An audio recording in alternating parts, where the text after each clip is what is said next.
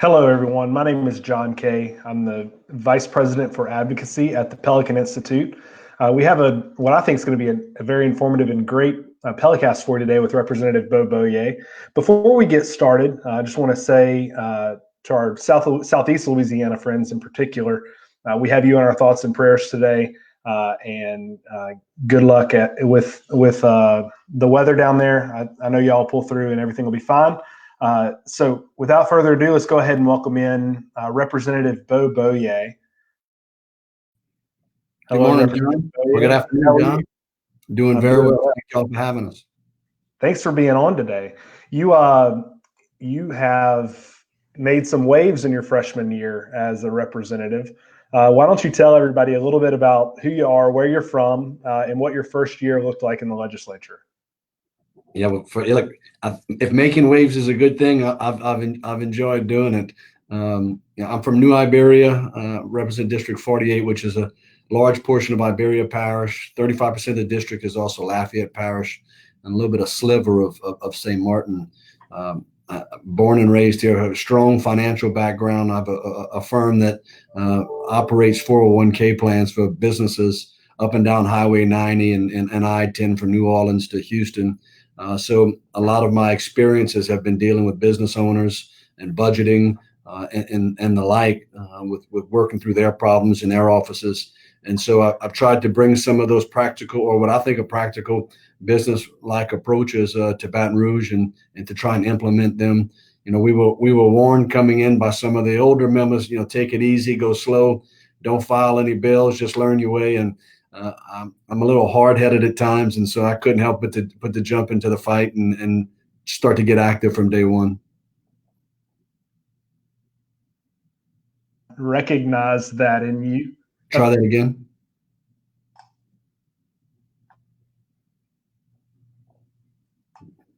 No. What about now? Gotcha. All right. Sorry about that. In a past life, you and I crossed paths in a past life. I mean, about a year ago, a little over a year ago, and we recognized that fighting spirit in you then, and we were excited to see you get elected. And you've gone on to do some great things already. The least of which not being Constitutional Amendment number 4, which is on the ballot this fall. It is. When you read the ballot language, like when you read any other ballot language, it's sometimes difficult to understand. So what I want to do today is I want to do two things. I want to, number one, explain to people what Constitutional Amendment number 4 will do for Louisiana and functionally what it'll mean for the state budget as we move into future years. And then secondly, there have been some erroneous myths. I guess erroneous and myth is one and the same, but there's been some erroneous information published in the past couple of days that I would like to take the opportunity to chat with you and try to maybe do a little bit of myth busting as well. A few myths from an Advocate article that was published, I think, yesterday.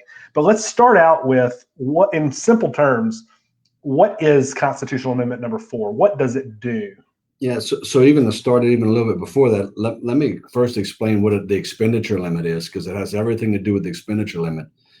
The state has an expenditure limit now, and what that limit is it dictates the maximum amount of dollars that the state can spend each year from the state effort standpoint. And there's a formula that's used to calculate that limit. That formula is a 3-year average of personal income growth. So each year, based on what that formula is, the state can spend that proportionate amount more from year to year.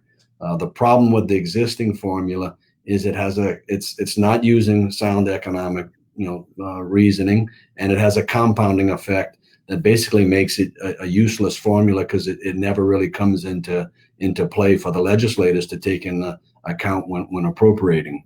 So, and I'm gonna try and get, again, it's a technical amendment, but to try and just keep it in most simplest terms, we're going to bring predictability to the budgeting process, and we're going to make it a more stable process by smoothing out the peaks and valleys that you find in budgeting.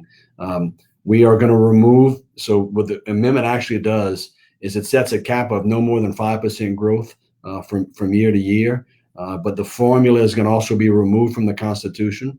So, you talked about our past lives. We talked about simplifying the Constitution. We're going to simplify the Constitution by removing the formula. And then we have another bill that we've passed that's going to revise the formula. And we're going to use sound economic numbers that you would use in any business to set the increases in the budget from year to year. Instead of just the 3-year average personal income growth, we're going to use 3-year average of GDP growth, which is how the state's economy is doing. We're going to use 3-year average of inflation, which talks about how prices of goods and services go up from year to year. And we're going to also use out-migration and in-migration numbers as well.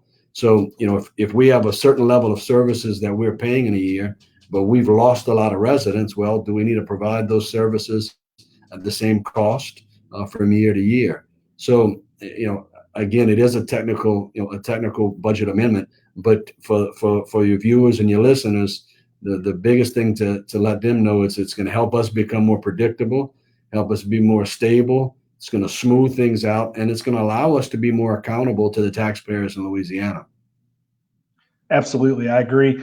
One of the article that I'm going to work to try to debunk some of the claims in today stated yesterday one of the myths was that Louisiana already has a constitutional spending cap, which is true. There is a constitutional spending cap, but it goes on to say in the article that it's worked well since it was adopted. Do you know right off the top of your head what, or actually, can you tell folks what an expenditure limit is supposed to do, why it would be put in place, and why this one's not working? Yeah, so expenditure limit is supposed to give us a measuring bar on how much money we can spend each year on really sound economic principles. That's what it's supposed to do. So when the Appropriations Committee meets, what it's supposed to do is say, okay, based on these numbers, the state cannot spend any more than X amount of dollars. That's what it's supposed to do.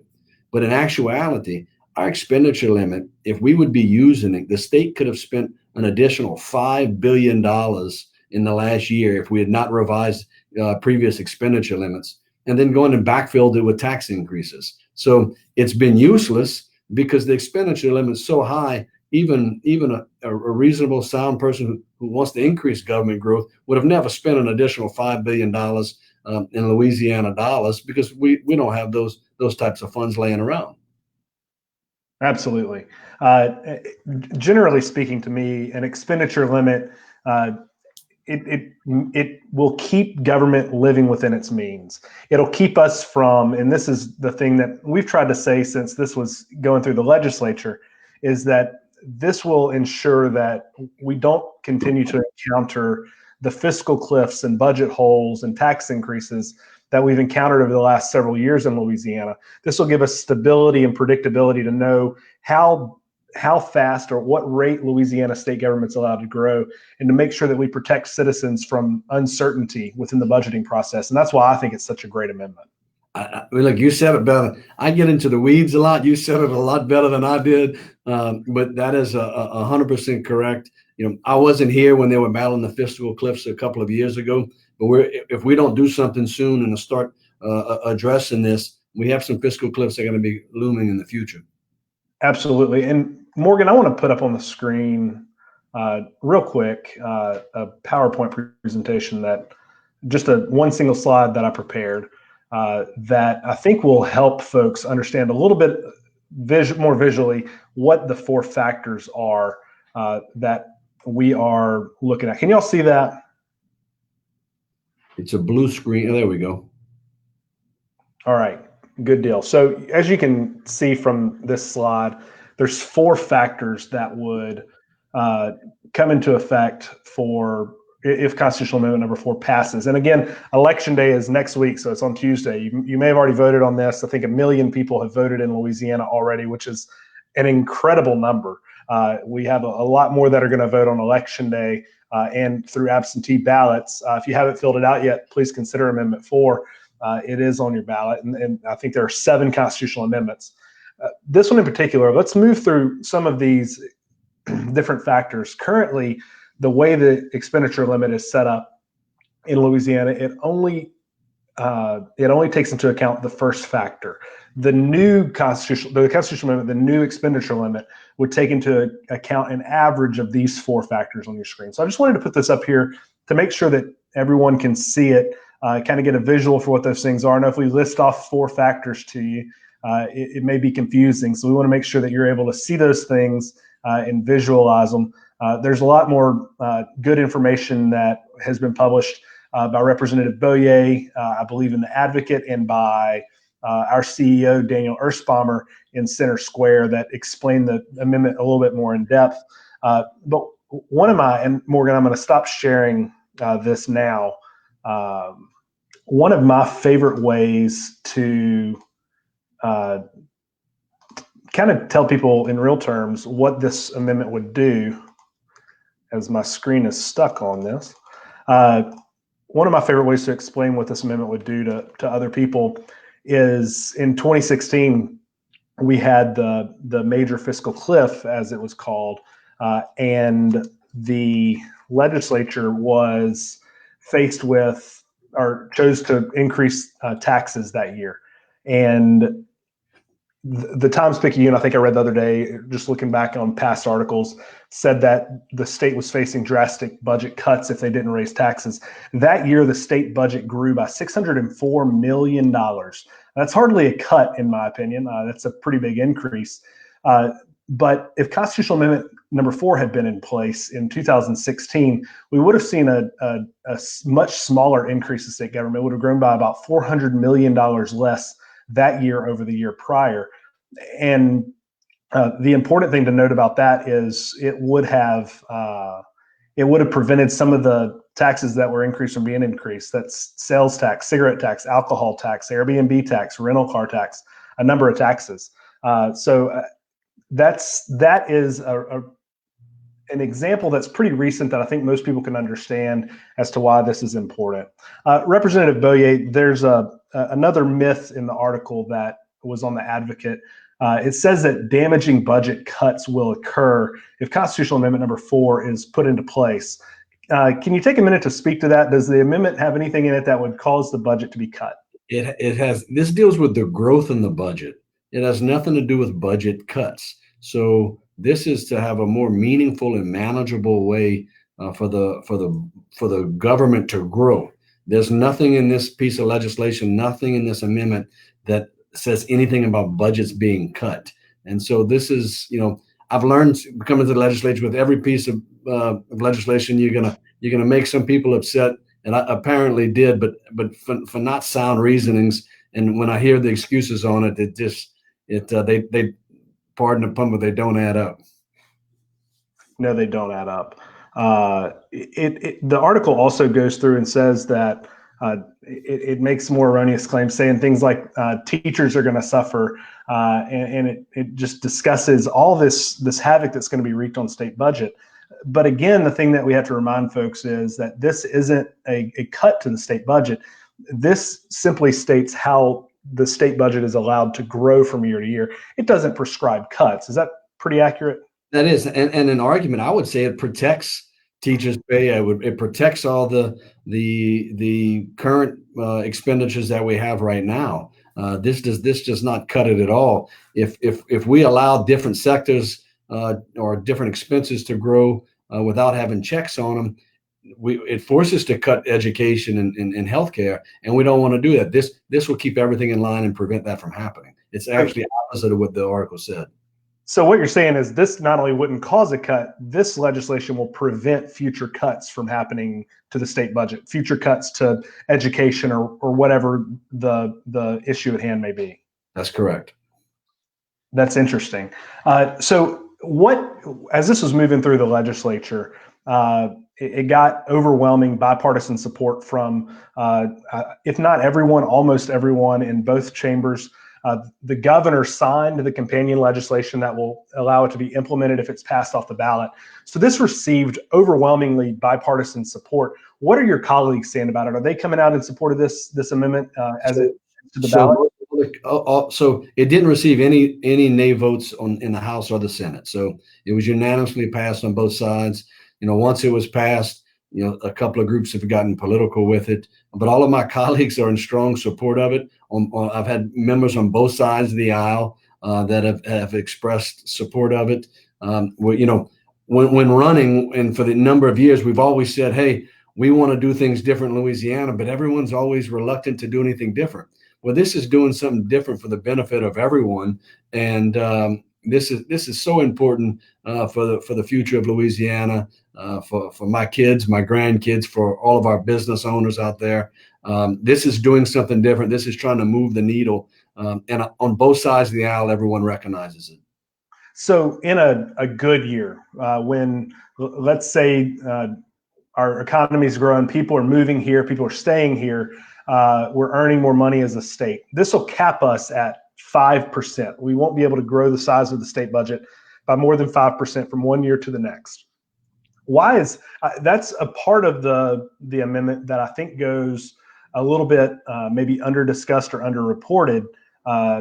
Why is that part in particular important? Yeah, I think because what happens is when you look at the factors, and let's just talk about coming out of this COVID year right now, we've gotten so low this year to even if we get it back to where we were next year, that factor could end up being, much higher. It could be 7 or 8%, not because we've had the economy has improved, but because it had gotten so bad this year. So, I mean, that 5% factor is important. And listen, if we bring in more revenue in excess of the 5% that we budgeted for, all that goes to surplus, which is used for the rainy day fund. So it'll go for debt defeasance, and it can go to some capital outlay projects, so we can go and try and backfill some of the projects with our highway, construction program. If we have extra dollars to plug away on some of those holes, we can do that. But if we allow the budget to grow by the 7 or 8%, and we don't check it at some point, we're never going to tackle those things that most everyone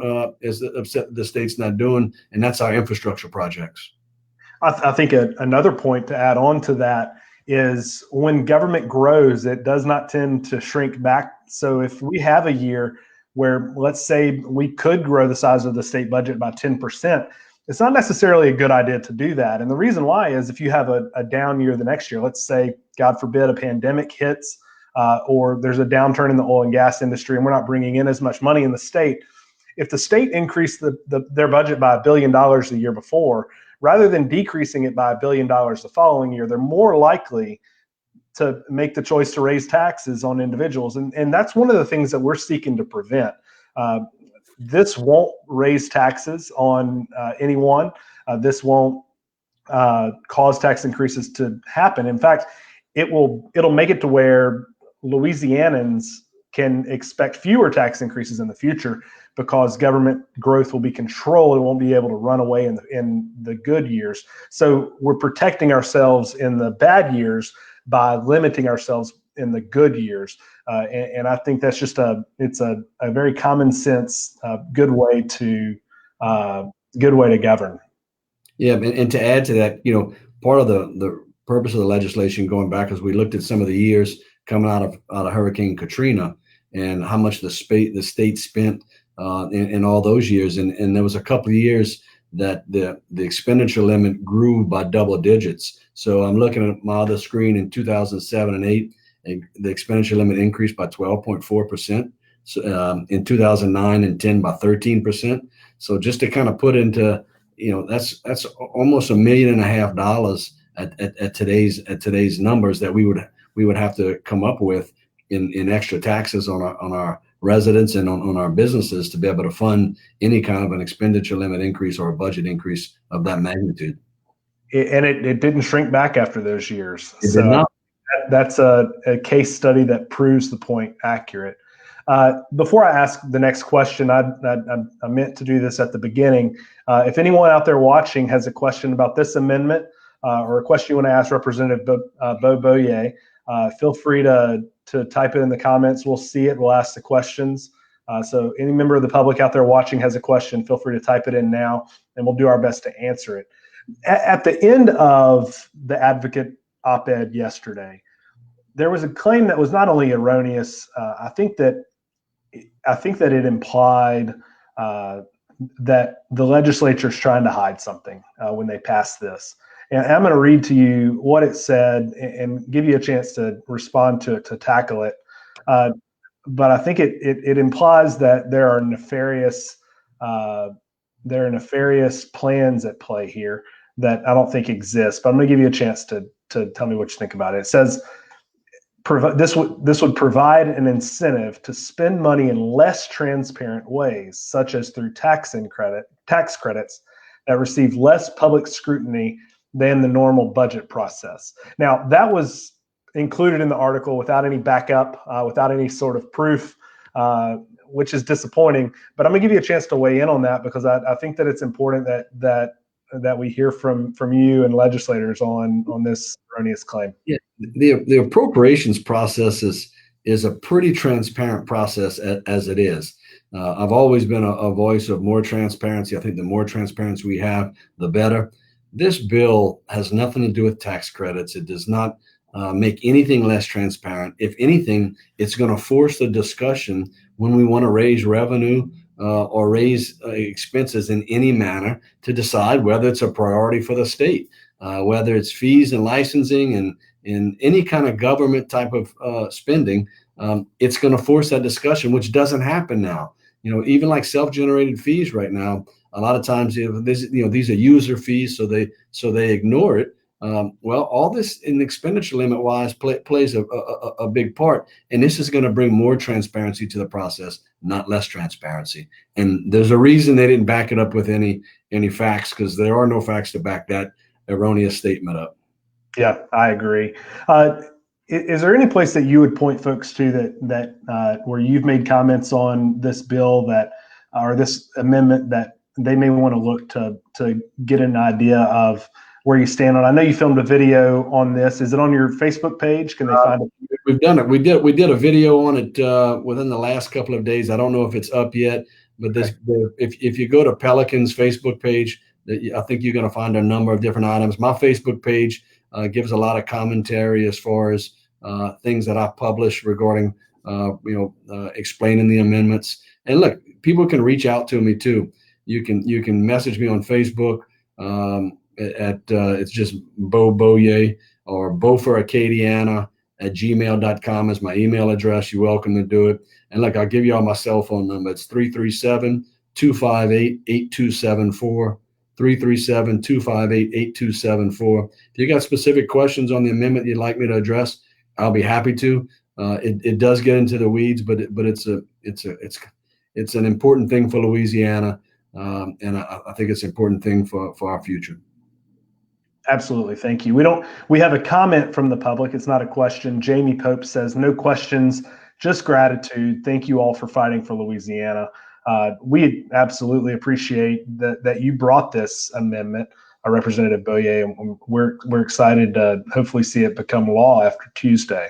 Yeah, and look, I want to thank Pelican. Without your help, John and Renee Amar, we vetted this legislation with talking to some of the other people around the Capitol. They've been trying to do this for almost 2 decades, something similar. And so to get all the parties lined up and to vet it like we did, with the House staff and with business and industry, and to really go through and shoot the holes through it. I think because we were very open about our conversations with both sides of the aisle, I think it's the process that we went through that made it so successful. But ultimately, we need the voters to support number 4 next Tuesday. Hopefully, if they early voted, they voted yes, but vote yes on number 4 next Tuesday. And I was talking to a friend at Louisiana Family Forum who's also in support of the amendment last week, and he said that this is one of the most important things the legislature has passed in the last 15 years from a conservative standpoint. So from a standpoint of people who want to see state government, the growth of state government control, because they don't want to see tax increases implemented. So whether it's from a group like ours, a group that focuses on primarily family issues in Louisiana, you're receiving high marks from people all around. Well, look, it's important to the family. So, I mean, ultimately, it's all of our families that are paying off the increase in taxes if we aren't spending the taxpayer dollars in a sound and reasonable way. So, to have that accountability to our families that pay such a heavy load is important. And so I appreciate Family Forum for getting behind it. They're a good group and bring a powerhouse of support with it as well. Absolutely. We're super happy to have them on board. Before we hang up, I don't know if you even call this hanging up. I guess I'm older than I think I am. Before we disconnect, I want to give you a chance. Are there any other amendments on the ballot this fall that you think people should pay extra attention to? I'd like to give you a chance to chat about those now. Yeah, so obviously, number one, the Love Life Amendment is important to the conservatives in Louisiana. So we're hoping everybody can support that as well. Amendment number two is a compromise between, and it's got a lot of confusion in it as well. It's the compromise between the tax assessors and the Oil and Gas Association. Oil and Gas has been trying to push a different valuation system on the way oil wells are taxed. There's been some confusion with people thinking their own property that has oil on it would be taxed differently. This is only addressing oil wells, and it's very, very important. Both sides of the aisle came to the table, so please support number two, and number seven as well. The treasurer's what he wants to do with unclaimed property. I visited with him for a couple of hours yesterday, and we talked about it. I think the number seven is very important. And look, there's questions on the other ones. I don't know that any of them would break the state and are just horrible. But those 1, 2, 4, and 7 are the ones that I'm passionate about. But yeah, so number four being the most important from a budgeting standpoint. Absolutely. I'm going to make sure that everybody I know votes for number 4. We've also at Pelican taken a position in support of 2, 4, and 7 as well. So hopefully everybody will do that. We'll consider those as they head to the polls. I guess before we disconnect, there aren't any more questions. Just want to sum up Constitutional Amendment number 4 one more time for folks. If you want to take a crack at it, Representative Beaullieu, make sure everybody has a good understanding of what it is they're voting for, because when they read that ballot language, they will definitely not understand. I didn't understand whenever I read it. I'll take a crack at it, then you'll say it more eloquently. I doubt it. So look, number 4 is bringing predictability and stability to the state's budgeting process. It's going to smooth out our highs and lows. We're gonna limit, currently right now the state does not have a limit on the maximum growth in our budget. So we're going to set that expenditure limit at 5%, and we're going to use a formula that's using more sound economic principles. But if you want stability, if you want predictability, if you want a smooth budget from year to year and to avoid the fiscal cliffs that we've had in the past, you're a yes on number 4. And if you're for slower government growth, you're a yes on number 4 as well. Absolutely. So as you get ready to head to the polls, this will not cut the size of state government, won't cut programs. It will limit the rate at which government is allowed to grow. But this, in its simplest form, when you think about Constitutional Amendment number 4, I want you to think about taxpayer protection, because that's what this is. It protects the taxpayer of Louisiana from future fiscal cliffs, future tax increases, because it limits the growth of state government and ties it to 4 important factors that are economic factors that are important in Louisiana. And it caps it in the good years. It caps it at a rate that we can't exceed without extraordinary measures being taken, that keeps us from having to raise taxes or have fiscal cliffs in the bad years. So this adds stability and predictability to the budgeting process in Louisiana. It's a very good government instrument that's on the ballot this fall. We've been plagued over the last several years in Louisiana with fiscal cliffs and with other budget issues. This would effectively put an end to those and make sure that Louisianans have predictability, stability, and good protections in the state constitution that would allow leaders like you in Baton Rouge to plan for the future and would allow business owners to continue to create jobs and individuals to thrive, because they don't have the constant threat of government taking more money out of their pockets. So again, we're asking for a vote for number 4. We appreciate your time today, Representative Beaullieu. To all our friends in Southeast Louisiana, good luck with the storm. Let us know if we can do anything to help. And we look forward to seeing y'all here again soon. Everyone have a good afternoon. Thank you again, Representative Beaullieu. Thank you, John. Thank you, Pelican. Thank you, Morgan.